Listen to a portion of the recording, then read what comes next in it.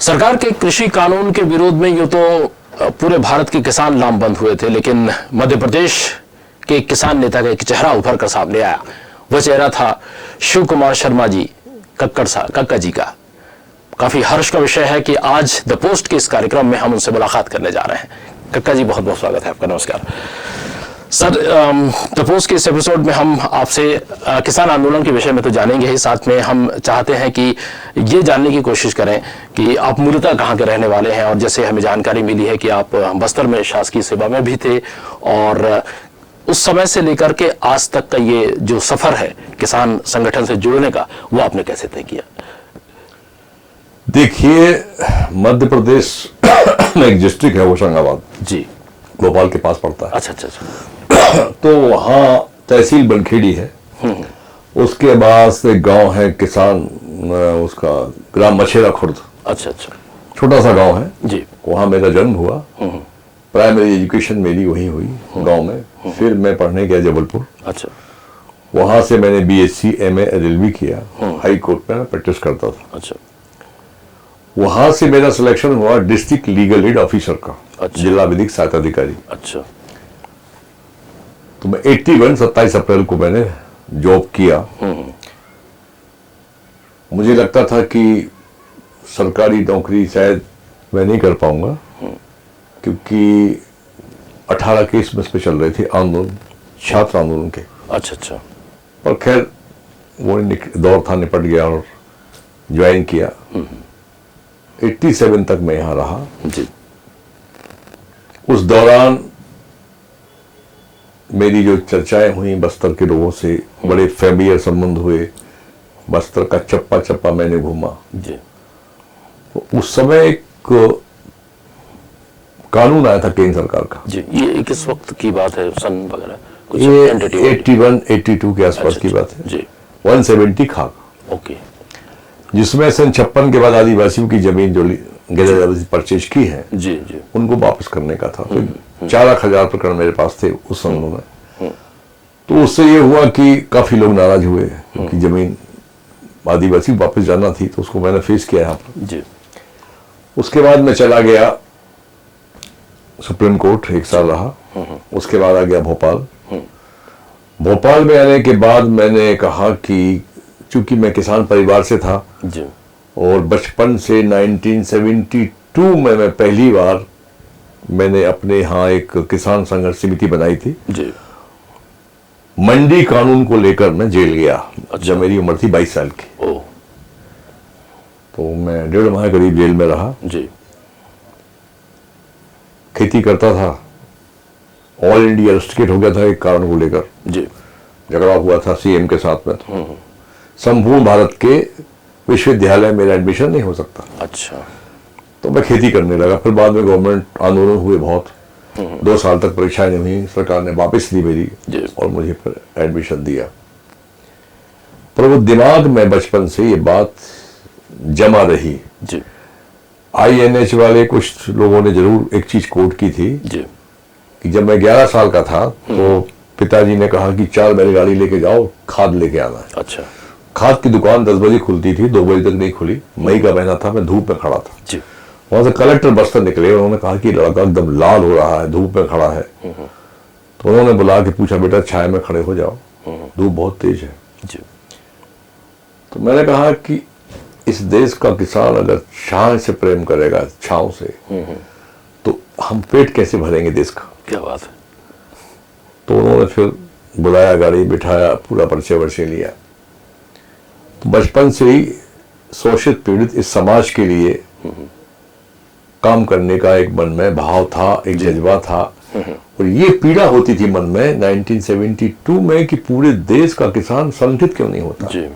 3% कर्मचारी सरकारी और प्राइवेट मिला के उनके 6वां वेतनमान 7वां वेतनमान लागू हो जाता है।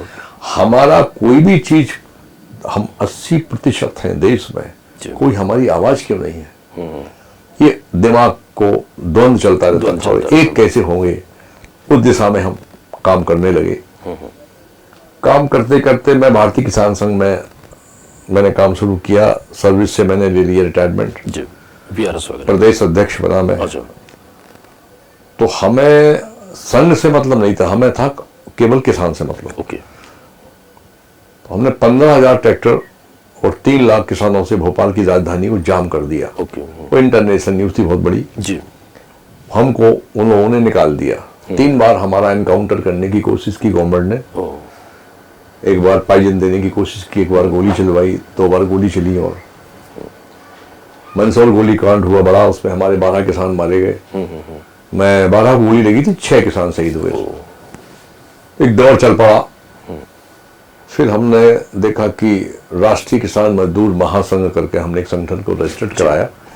वो संगठन ट्रेड यूनियन में रजिस्टर्ड है, देश का ये पहला संगठन था जो ट्रेड यूनियन में रजिस्टर्ड हुआ था। जी।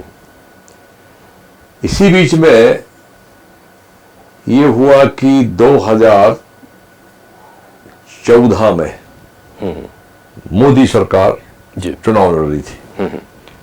मोदी जी ने अपने घोषणा पत्र माला नंबर 5 में लिखा कि हम अगर सत्ता में आते हैं तो C2+50 जी। के हिसाब से हम किसानों को फसल का दाम देंगे। जी। इस स्वामीनाथन आयोग की रिपोर्ट के साथ जी। उसको लेकर हम लड़ने लगे। इसी बीच में मोदी जी ले आए लैंड बिल। लैंड बिल को लेकर मैं 10,000 किसानों को लेकर दिल्ली रवाना हुआ। जी। दरअसल मेरा अगला प्रश्न वही था कि ये सबसे बड़ा एक शहादत देने वाला एक किसान आंदोलन शुरू हुआ था, शायद उस वक्त बुनियाद रखी गई थी। इस समय ये जो आप कह रहे हैं कृषि बिल को लेकर के। हाँ, तो वो तो राहुल गांधी ने उसको फिर राज्यसभा में पास नहीं होने दिया। जी। उस वजह से लैंड बिल गिर गया। अच्छा। ऑर्डिनेंस का। जी। जी। पर 20 शासित राज्य थे बीजेपी के। अच्छा। तो पीएम ने लेटर लिखा कि लैंड राज्य का विषय है, इसको राज्य सरकारें लागू करें। तो जो 20 राज्य थे भाजपा शासित उसमें लागू हो गया। जी। जी। बाकी में नहीं हो पाया। अच्छा। परंतु राहुल गांधी को हमने थैंक्स दिया कि उन्होंने कम से कम बड़ी ईमानदारी से, अकेला नेता था पूरे देश में जिसने लैंड बिल में किसानों का साथ दिया था। जी। अगले प्रश्न की तरफ चलते हैं सर। ये पहली निर्णायक बैठक कब हुई थी और उसमें क्या जो अहम निर्णय लिए गए थे इसमें? इस बैठक में जब किसान आंदोलन को लेकर जो बैठक हुई थी, उसकी बैठक में जो निर्णय लिए गए थे वो कब लिए गए थे और बैठक कहाँ हुई थी? देखिए, इसका थोड़ा पीछे चले जी। तो ऑर्डिनेंस आया है 5 जून को। जी। 5 जून को दिल्ली के एक बड़े पत्रकार ने मुझे फोन किया। उस समय मैं खेत पे ट्रैक्टर चलवा रहा था। अच्छा। कि 3 ऑर्डिनेंस आए हैं, इस पे आपकी क्या टिप्पणी है? तो मैंने कहा मुझे पता नहीं है। बोले आज ही आए। उन्होंने ईमेल किया, मैंने पढ़ा। 15 दिन तक मैंने उसकी स्टडी करवाई, तमाम लोगों से मैंने भी की।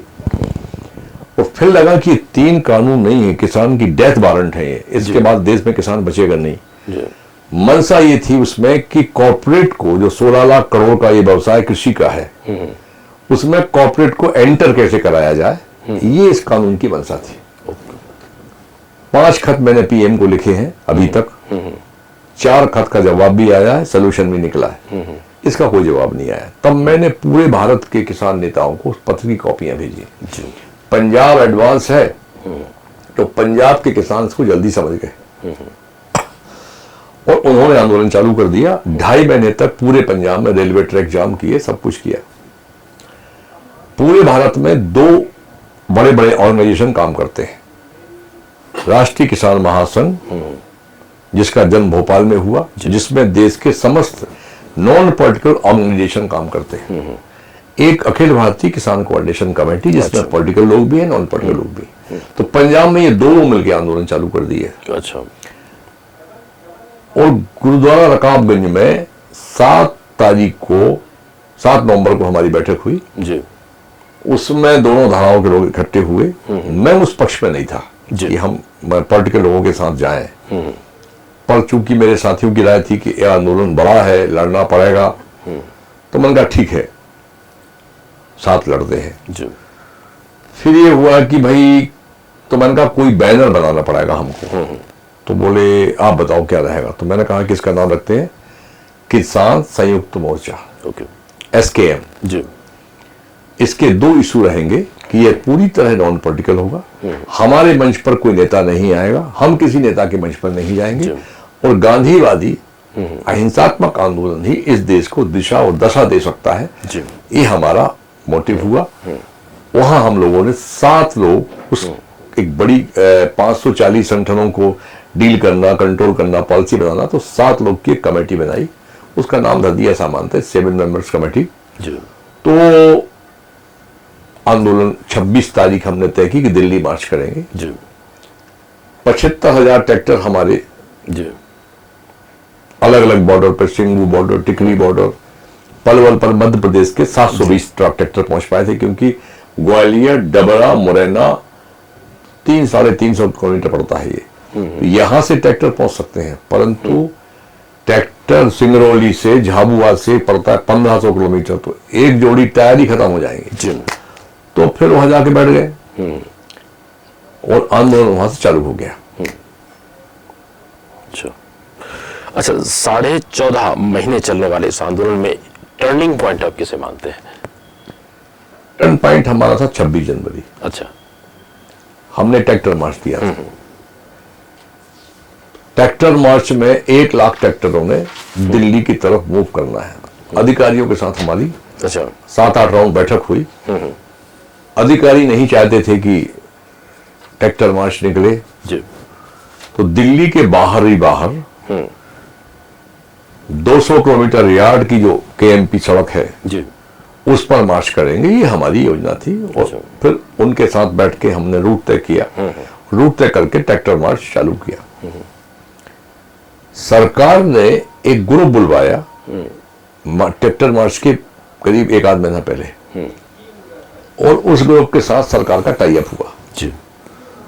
तो वो ग्रुप ट्रैक्टर लेके दिल्ली की लाल की तरफ चला गया। अच्छा उसका जो लीडर था, जिसने निशान साहब का झंडा लगाया था, जी, भाजपा सांसद सनी देओल जी, का वो सांसद प्रतिनिधि था, इलेक्शन का प्रभारी था। तो भाजपा का, सरकार का इस षड्यंत्र था आंदोलन को पंचर करने का।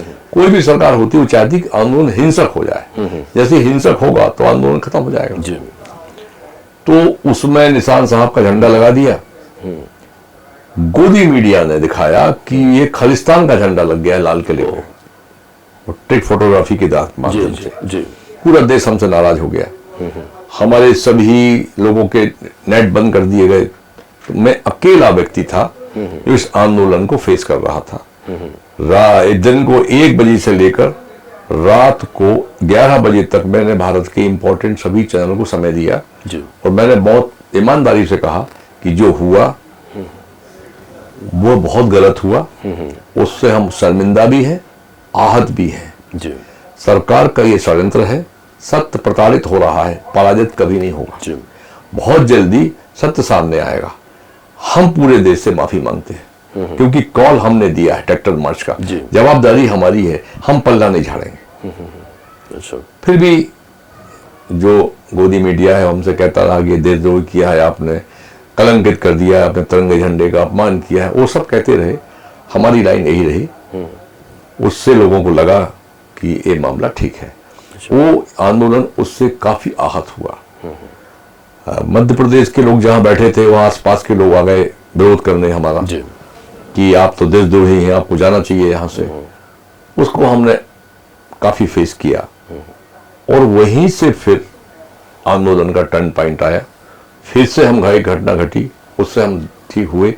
सरकार, जनता समझने लगी कि ये सरकार का षड्यंत्र है और फिर से आंदोलन हमारा पूरी गति से चालू हो गया। अच्छा सर, इसमें एक बात निकल कर आती है, 11वां जो राउंड और गृह मंत्री के साथ में जो निष्कर्ष हुआ, चर्चा हुई, उसमें क्या है ये सब चीजें, क्या निकल कर आया?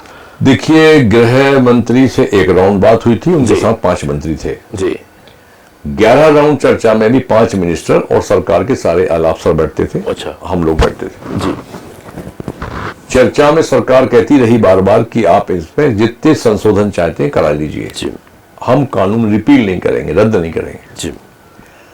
हमने उनसे ये कहा 4-5 राउंड तक तो ठीक है, तो बोले बिंदुवार चर्चा कर लेते, इसमें दिक्कतें क्या है जी। तो हमने दिक्कतें बताई, 1, 2, 3 ये इसमें दिक्कत है। हमने कहा चलो ठीक है, आप कानून रिपील के पक्ष में नहीं है तो एमएसपी पे बात करो जी। एमएसपी पे बात हो जाएगी अगर तो कुछ अच्छा माहौल बनेगा। तो सरकार एमएसपी पे बात करने को तैयार नहीं थी जी। उन्होंने कहा कि एमएसपी पर हमको तैयारी करना पड़ेगी, हमको समय चाहिए। 4-5 मिनिस्ट्रियां इसमें इन्वॉल्व होती हैं। मिनिस्ट्री कॉमर्स है, मिनिस्ट्री एग्रीकल्चर है, मिनिस्ट्री फाइनेंस है, नीति आयोग है। तो सरकार एमएसपी पर कानून बनाने के लिए बचती रही। 2 हमारी मांगे थी, तो उन्होंने तत्काल मान ली थी कि भाई किसान जो पराली जलाता है, जिसको आप बोलते हैं प्यारा, 1 करोड़ रुपए जुर्माना होगा। अगर कोई किसान जलाएगा तो 5 साल की जेल होगी। तो उन्होंने कहा कि कानून को हम खत्म कर देंगे। एक कानून था बिजली का, जो बिजली किसान को बहुत महंगी मिलेगी आगे, जो पार्लियामेंट में आना चाहता है विधेयक। तो बोले ठीक है, हम उससे किसान को बाहर रखेंगे। 2 उन्होंने मौखिक तौर पर मान ली थी बातों को। आखिरी राउंड हमारी 23 जनवरी को बात हुई है, और 23 जनवरी के बाद फिर लंबे समय तक कोई सरकार ने हमसे चर्चा नहीं की। एक राउंड अमित शाह जी के साथ हमारी बात हुई, बहुत कम, थोड़े से लोग थे हम लोग। उन्होंने ये कहा कि कक्का जी, आप जितने भी संशोधन इसमें चाहते हैं कानून में, हम करने को तैयार हैं। तो हमने कहा कि आप कानून, हम रिपेल की बात कर रहे हैं, आप करेक्शन की बात कर रहे हैं, यही बात तो 11 में भी हुई है। इस पे आप कोई फैसला नहीं कर पा रहे हैं, ठीक है, आप एक काम करिए, एमएसपी पे बात करिए। तो उन्होंने कहा कि 16 लाख करोड़ का हम परचेज करके इसको इतना पैसा कहां से लाएंगे और क्या करेंगे इसको। तो हम कहा कि नहीं, ये आप जो कह रहे हैं सही नहीं है। 16 लाख करोड़ टोटल एग्रीकल्चर है, 12 लाख करोड़ की फसल पैदा होती है। 12 लाख में से 4 लाख करोड़ किसान अपने पास रखता है, 2 लाख करोड़ का व्यापारी खरीदता है, 4 से 5 लाख करोड़ आपको लेना होता है, जो आप लेंगे उसको बाजार में बेचेंगे, चना बेचेंगे, तुअर बेचेंगे, मूंग बेचेंगे, उस पर आप प्रॉफिट भी कमाते हैं। हमसे गेहूं परचेज करते हैं तो आप पीडीएस में देते हैं, तो कोई समुद्र में नहीं फेंकने वाले आप। मुश्किल से 1 लाख से 1.5 लाख करोड़ आप पर अतिरिक्त बाहर पड़ेगा, इससे अधिक नहीं पड़ेगा। अच्छा। तो उन्होंने कहा कि हम विचार करते हैं, और वो राउंड भी हमारा, उसका अर्थ कुछ निकला नहीं। जी। तो आखिरी राउंड चर्चा के बाद में क्या रणनीति रही फिर उसकी? हम लोगों ने प्लान किया कि हम 2024 तक बैठेंगे, लोकसभा चुनाव है 2024 में जी। 2024 तक बैठने की हमारी तैयारी रही। हम लोगों ने पहली बैठक में तय कर दिया था कि केरल, कर्नाटक, तमिलनाडु, आंध्र प्रदेश, मध्य प्रदेश, बिहार, गुजरात, ये बहुत दूर है जी। यहाँ का किसान बड़ी संख्या में नहीं आ पाएगा। ट्रेनें उस समय बहुत कम थी, पूरे एमपी के लिए 1 ट्रेन थी। कोरोना की महामारी बहुत तेजी से चल रही थी। जी जी। 26 जनवरी को हम वहां करीब 32 लाख किसान थे, कोई के पास मास्क नहीं था, और एकदम इतनी भीड़ थी कि आप 50 मीटर भी 1 घंटे में नहीं चल पाएंगे। उसके बावजूद भी एक भी डेथ कोरोना से नहीं हुई। बीबीसी वाले आए, पूछा कि भाई ये क्या कारण है कि एक भी डेथ नहीं हुई कोरोना से। तो एक किसान को कहा डॉक्टर ने कि कोरोना से मरा है। तो हम कहा कि कोरोना से किसान तो नहीं मर सकता। पोस्टमार्टम कराया उसका, तो हार्ट फेल से मरा था वो। अच्छा। तो सबसे बड़ी आश्चर्य की बात तो ये थी कि 30 से 32 लाख लोग रहे वहां, पर एक भी डेथ महामारी चरम सीमा पर दिल्ली में थी, कोरोना से नहीं हुई। अच्छा। इस आंदोलन में पंजाब और हरियाणा, इन जगहों के किसानों के अलावा दूसरी जगह के जो किसान थे, उनकी जो मौजूदगी थी वो थोड़ी नगण्य थी। इसके बारे में आप क्या कहते हैं? उसमें हम ही ने तय किया था जी कि अन्य राज्यों, जो दूरी के राज्य हैं, जो मैंने बताया आपको, जी जी, वो लोग जो एसकेएम, संयुक्त किसान मोर्चा जो फैसले देगा, निर्णय देगा, वो आप वहीं करिए। अच्छा। ट्रैक्टर मार्च निकालना था 26 जनवरी को, तो पूरे भारत में निकला। अच्छा। तो हर किसान के दिल और दिमाग में आंदोलन था। ओके। दूरी की वजह से उनका आना यहाँ संभव नहीं था। जी जी। तय हमारी पॉलिसी थी कि पश्चिमी उत्तर प्रदेश, हरियाणा और पंजाब और थोड़ा सा हिस्सा राजस्थान का जो लगा हुआ है दिल्ली से, ये लोग ही बॉर्डर पे रहेंगे। मध्य प्रदेश के लोग भी थे बॉर्डर पे, काफी रहे। जी। बाकी फिर बड़ी संख्या में रहना संभव नहीं था उनका। तो 250 किसान एमपी के रहे, राजस्थान के रहे, तो कुछ संख्या में किसान वहां मौजूद रहे, पर बड़ी संख्या में रहना हमारे लिए संभव ही नहीं था। उसके अनेक कारण हैं, दूरियां हैं, आर्थिक रूप से भी छत्तीसगढ़ है या मध्य प्रदेश का किसान वीक है। पंजाब के किसान की औसत आमदनी 3,80,000 रुपया प्रति वर्ष है। मध्य प्रदेश के किसान की औसत आमदनी 32,000 रुपया है। आधा पंजाब बाहर है, कनाडा में है, ऑस्ट्रेलिया में है, यूएस में है। उनके बच्चे हैं तो वो उनकी हेल्प करते हैं, अपने पेरेंट्स की। आंदोलन में भी वही हेल्प कर रहे थे, दवाइयां भेज रहे थे, कंबल भेज रहे थे। बाकी राज्यों की स्थिति नहीं, संपन्नता की दृष्टिकोण से बाकी राज्य थोड़ा आर्थिक रूप से कमजोर है। जी जी। और हमारी भी पॉलिसी थी कि उतनी दूर से केरला से जो आदमी आएगा 2 दिन चलेगा, 1 रात चलेगा, और 1 ट्रेन है, वो आरक्षण मिलेगा 4 या 5 लोगों को, तो उसको लाने से क्या फायदा है। बिल्कुल। इसलिए वो वहीं रहकर जो यहाँ से हमारे फैसले होते थे कि अब बंद करना, भारत बंद होगा, तो भारत बंद वो साथ काम करते थे, ये चलता रहा। तो ये जो आखिरी जो संवाद है इन तमाम किसानों से, वो कब और कैसे आपने किया? जैसे जोड़ने का जो काम है, जैसे आपने बताया कि केवल दूरी की वजह से नहीं आ पाए, तो उनको जो जोड़ने का जो एक संवाद हुआ होगा आप लोगों के बीच में, वो आखिर में कब हुआ था? देखिए, अखिल भारतीय किसान कोऑर्डिनेशन कमेटी के संगठन सारे जी, हमारे संगठन सारे ये बैठकों में एक हो गए।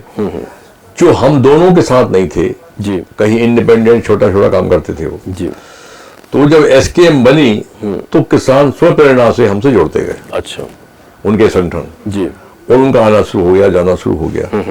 तो स्वप्रेरणा से ये मूवमेंट धीरे धीरे पूरे देश में फैल गया। अच्छा, फिर इस दिशा में सरकार का जो प्रस्ताव था वो क्या था? सरकार का प्रस्ताव यही था कि करेक्शन करवा लें, पहला कानून रिपील करवा दें, दूसरा कानून में करेक्शन करवा लें, तीसरा कानून राज्यों पे छोड़ दें। इसी के आसपास ABCD 3-4 फार्मूलों पर हमारी चर्चा होती रही जी, पर हम यहीं पर थे कि हमको तीनों कानून आपसे रद्द करवाना और MSP पर गारंटी का कानून, ये 2 हमारी मांग है, यही रहेंगी। अच्छा, संयुक्त किसान मोर्चा, इसकी क्या शर्तें थी? हमारी तो जो मैंने अभी बताया कि संगठनात्मक शर्तें अलग थी कि हम पॉलिटिकल मंच पे नहीं जाएंगे। जी, कुछ नियम कानून बनाए थे हम लोगों ने कि हमको किसी नेता को हमारे मंच पे नहीं आने देंगे, वो तो हमारे थे ही, पर सरकार के साथ केवल थी हमारी 2 ही मांगे थी केवल। जी, 3 कृषि कार्य कानून और MSP पे गारंटी का। पंजाब के किसानों को सबसे अधिक पसंद था, पहली पसंद थी कि 3 काले कानून रद्द हो। जी, हरियाणा का भी वही था। जी, और शेष भारत के किसानों की नंबर 1 पर मांग थी MSP पर गारंटी का कानून। तो इसलिए मांगों को कहना कठिन है कि नंबर 1 पे कौन सी मांग थी। हमारी दोनों मांगे ही नंबर 1 पर थी। जी, 19 तारीख को प्रधानमंत्री जी ने घोषणा की जी, कि 3 काले कानून हम रद्द करते हैं। तो 3 दिन में राज्यसभा, लोकसभा, राष्ट्रपति साइन हो गए। MSP पर उन्होंने कहा कि हम MSP के लिए कमेटी बना देते। जी, और MSP थोड़ा सा विषय कॉम्प्लिकेटेड है क्योंकि अध्यादेश 246 के तहत एग्रीकल्चर राज्य का विषय है। जी, हमने सुप्रीम कोर्ट में केस भी लगाया सरकार के खिलाफ जी, कि जब ये राज्य का विषय है तो आप 3 काले कानून कृषि के लाने वाले कौन होते हो? ये तो राज्य का विषय है। जी, तो अभी सुप्रीम कोर्ट की हमारी पेंडिंग है, उसमें जो फैसला होगा वो होगा। तो ये कॉम्प्लिकेशन यही है कि राज्य ही इसको तय करेगा। अभी होता यह है कि राज्य सरकारें MSP तय करके और केंद्र सरकार का जो मूल्य निर्धारण आयोग है उसको भेजते हैं। वो आयोग जो है वो उसको रिकमेंडेशंस को 50% कम कर देता है, तो हमको लाभ नहीं मिल पाता है। हमारी ये मांग थी कि आप एक बनाइए ट्रिब्यूनल जो इसका दर्जा सुप्रीम कोर्ट के लेवल का हो। ट्रिब्यूनल जो है वो हमारी MSP तय कर देगा और कानून बना देगा कि MSP से नीचे कोई भी व्यापारी किसान की उपज खरीदता है तो उसको दंडात्मक कार्रवाई की जाएगी। तो ट्रिब्यूनल ही इसका एक विकल्प है। और ट्रिब्यूनल जब बन जाएगा तो धारा अध्यादेश 323 1 खा गा के तहत 1950 में संविधान में लिखा गया है कि कृषि के मामलों के लिए एक कृषि न्यायालय अधिकरण बनना चाहिए, एक प्राधिकरण टाइप का।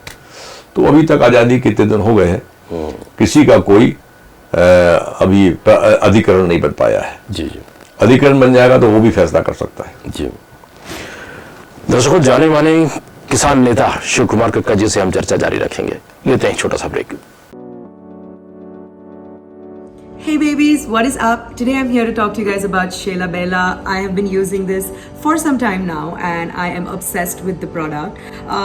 I'm a little more obsessed because it is a dear friends brand, and it's always great when your friends are doing amazing things in life. It just makes you super proud.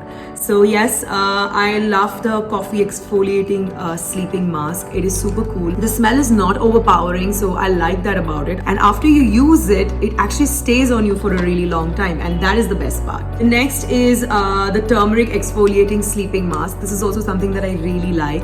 I'm more of a coffee person, so I love that one better than this one.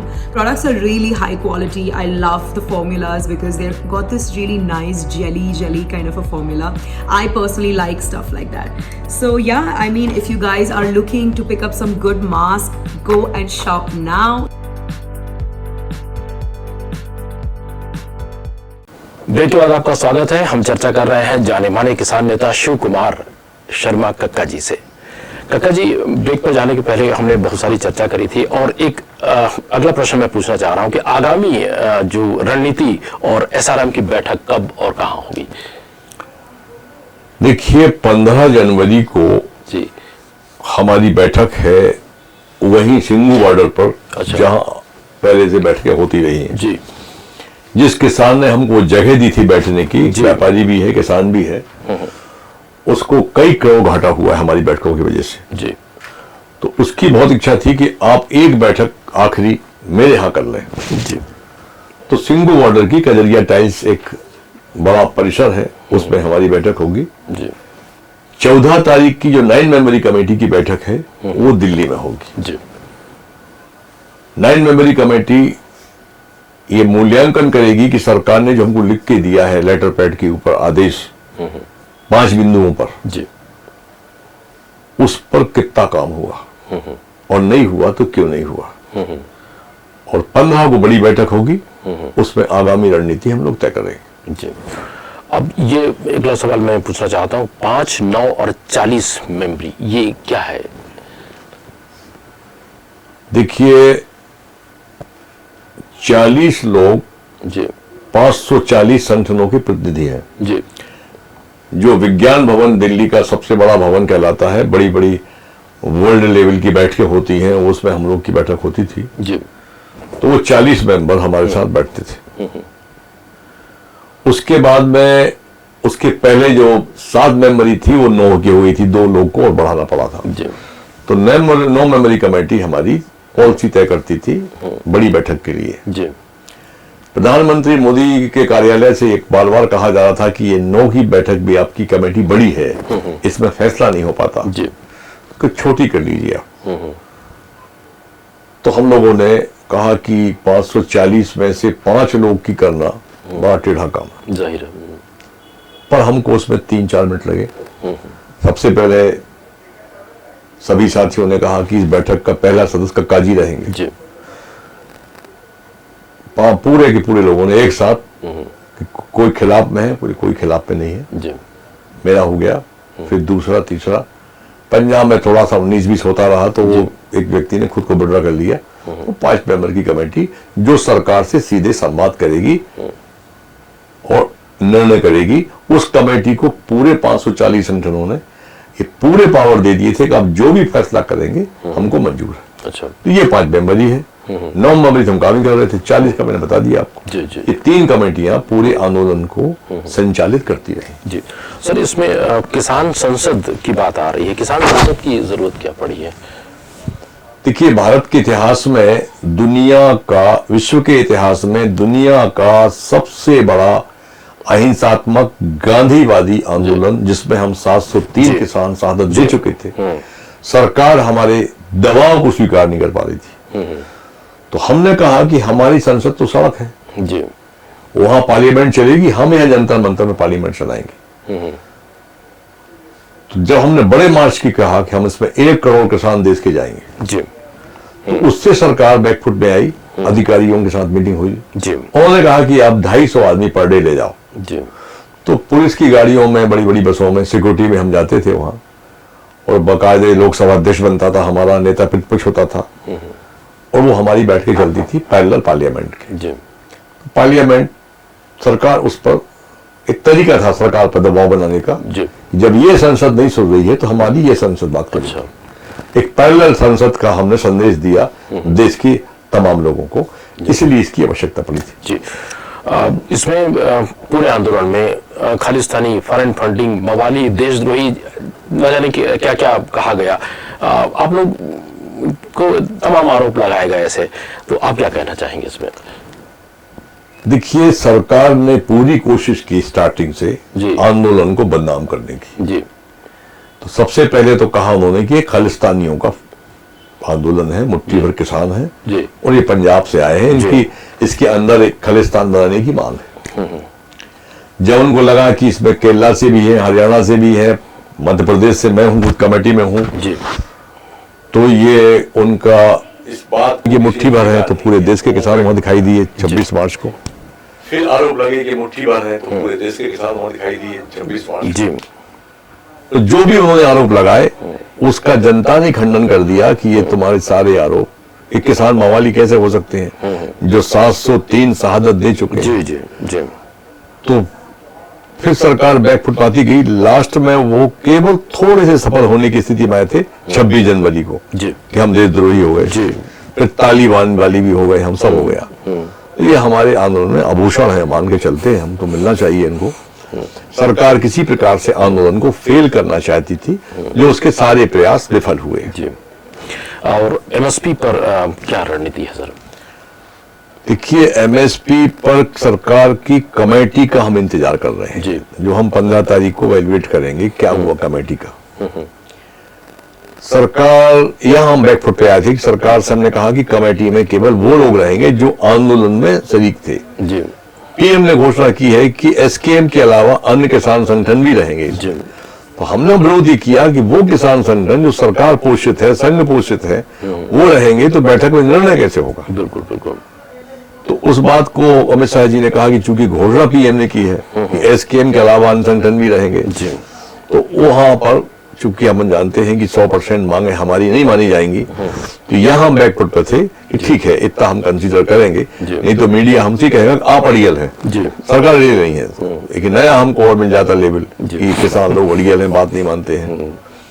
तो इसलिए मुझे ऐसा लगता है कि MSP के लिए इससे बड़ा आंदोलन खड़ा करना पड़ेगा, जी। इससे भी बड़ा। जी। मैं बस्तर की बात कहूं तो यहाँ पर केंद्र सरकार जो है नगरनार नामक एक स्टील प्लांट को निजीकरण करने पर आमादा है, और यहाँ पर कुछ किसान संगठनों ने आवाज भी उठाई थी, बुलंद की थी। तो क्या आप से कुछ किसानों ने अप्रोच किया या आपने अप्रोच किया है किसानों पर इस आंदोलन को लेकर के? नहीं, यहाँ के कुछ लोगों ने हमसे अप्रोच किया है। जी। तो हमने ये कहा कि अभी हम एक बड़ी लड़ाई लड़ रहे हैं पूरे देश के किसान, जी। और नगरनार स्टील प्लांट एक छोटा सा यूनिट है जी। इतने बड़े आंदोलन के आगे। जी। निजीकरण के हम खिलाफ हैं, जी। और इसमें किसानों को संगठित करके एक योजना बनाकर आंदोलन करना पड़ेगा, क्योंकि यदि आंदोलन दिशाहीन हुआ, अनुभवहीन लोगों के हाथों में हुआ तो फेल हो जाएगा। जाहिर है। तो पहले हमको यहाँ हमारी संगठन की हमको इकाइयां गठित करना पड़ेंगी, कार्यकर्ता को प्रशिक्षित करना पड़ेगा, और प्रशिक्षण देने के बाद में उसको आंदोलन के लिए तैयार करना पड़ेगा। जी। उसका विरोध करेंगे हम लोग। जी। कक्का जी, हमसे बात करने के बहुत बहुत धन्यवाद। और किसान जो आंदोलन को लेकर के एक समझ जो हमें अभी तक अनजान थे, वो आपने बहुत अच्छे से हमें समझाया। बहुत बहुत धन्यवाद आपका। नमस्कार।